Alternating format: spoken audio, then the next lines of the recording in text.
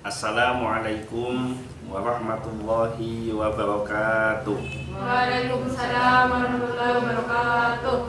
Alhamdulillah wassalatu wassalamu ala Rasulillah Sayyidina Muhammad ibni Abdillah wa ala alihi wa sahbihi wa mawalah, amma ba'du. Alhamdulillah, pada sore hari ini kita kembali melanjutkan kajian rutin kitab Bulughul Maram, masih di dalam kitab shalah, yaitu kitab tentang sholat. Bab yang ketiga, babu syurutis sholat, bab tentang syarat-syarat sholat. Hadis yang ke 180. Hadis ini adalah hadis terakhir di bab syurutis sholat atau bab tentang syarat-syarat sholat. Besok hadis yang ke 181 kita akan memasuki bab yang baru, bab yang keempat, yaitu babu sutratil musalli, bab tentang sutroh di dalam sholat. Nah, apa itu sutroh? Besok insya Allah akan dijelaskan. Hadis yang ke 180 berbunyi, wa'an Abi Hurairah radhiyallahu anhu, dan dari Abu Hurairah radhiyallahu anhu, qala, beliau berkata, qala Rasulullah sallallahu alaihi wasallam, telah bersabda Rasulullah sallallahu alaihi wasallam, uqtulul aswadaini fis shalah, bunuhlah dua yang hitam di dalam sholat. Al-hayyata, yang pertama yaitu ular, wal aqraba, yang kedua yaitu kalajengking. Akhrajahul arba'ah, dikeluarkan oleh imam yang empat, wa sahhahahu Ibnu Hibban, dan dinilai sahih oleh Ibnu Hibban. Bisa difahami maksud hadisnya? Saya lanjutkan tentang syarahnya.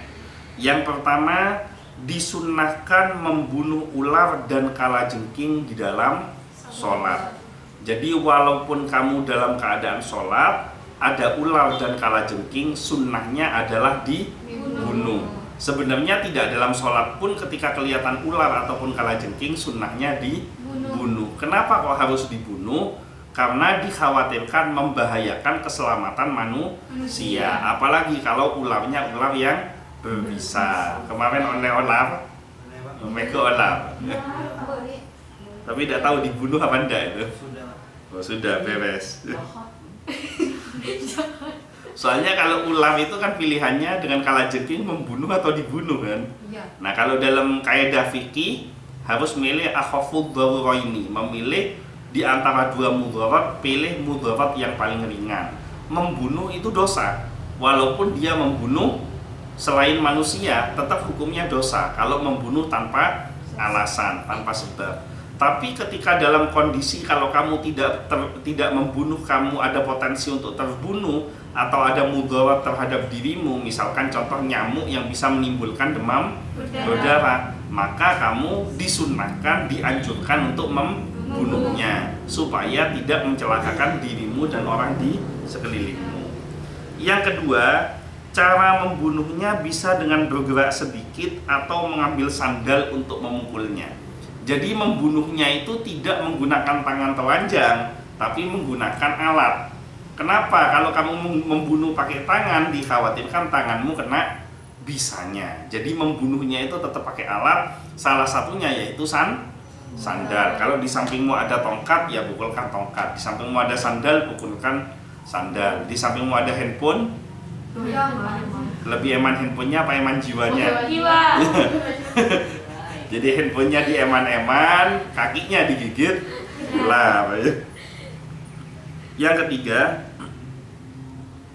jika membunuh hewan ini membutuhkan banyak gerakan, maka sholatnya batal. Karena banyaknya gerakan ini termasuk gerakan di luar sholat. Maksudnya banyak gerakan itu, misalkan kamu mau membunuh ular atau kalajengking dengan cara harus ngambil sandal dulu. Sementara sholatnya di sini, sandalnya di kamar. Dalam posisi kamu sholat, ya kamu jalan kaki ngambil sandal itu ya batal sholatmu. Atau kamu melakukan gerakan-gerakan yang sangat banyak.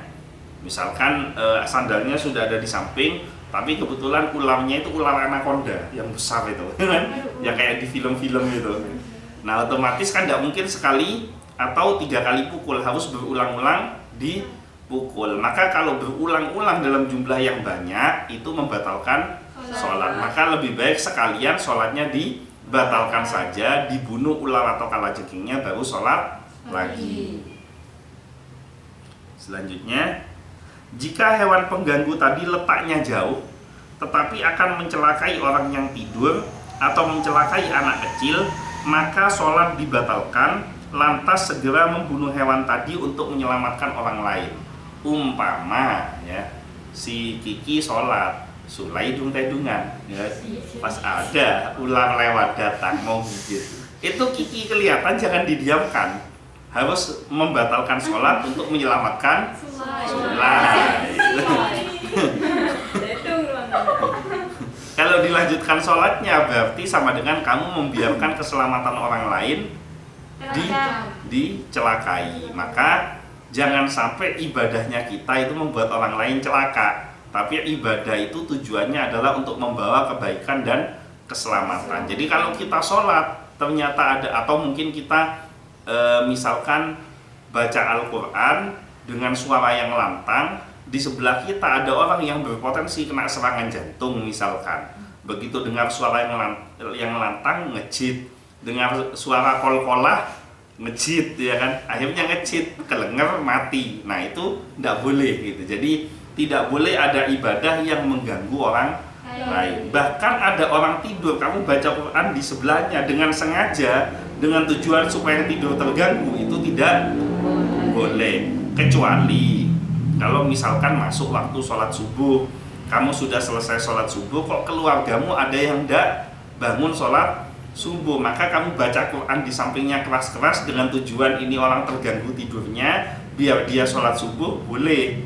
Tapi kalau tidak ada hajat apapun, hanya niatnya untuk ganggu orang tidur saja, walaupun itu baca Al-Quran, tidak boleh. Selanjutnya, Ibnu Hajar di dalam kitab Fathul Bari menyampaikan pendapat sebagian ulama Hambali. Sholat bisa dibatalkan jika memang butuh gerakan yang banyak untuk mengambil sesuatu. Namun jika gerakan itu sedikit, tidaklah membatalkan sholat. Jadi, ukuran banyak atau sedikit ini para ulama tidak menjelaskan.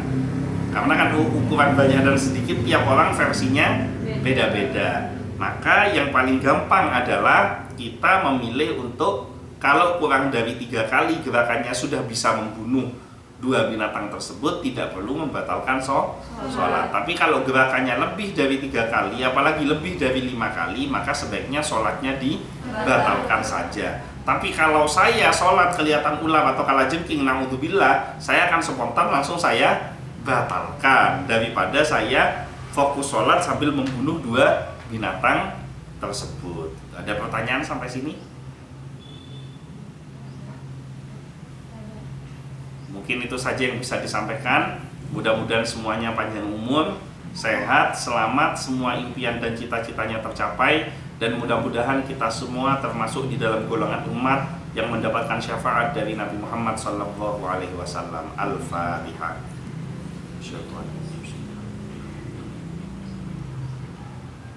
Ihdinas siratal mustaqim, siratal ladzina an'amta 'alaihim. Mungkin itu saja yang bisa saya sampaikan, kurang lebihnya mohon maaf. Wallahul muwaffiq ila aqwamit thoriq, wa billahi taufiq wal hidayah. Wassalamualaikum warahmatullahi wabarakatuh.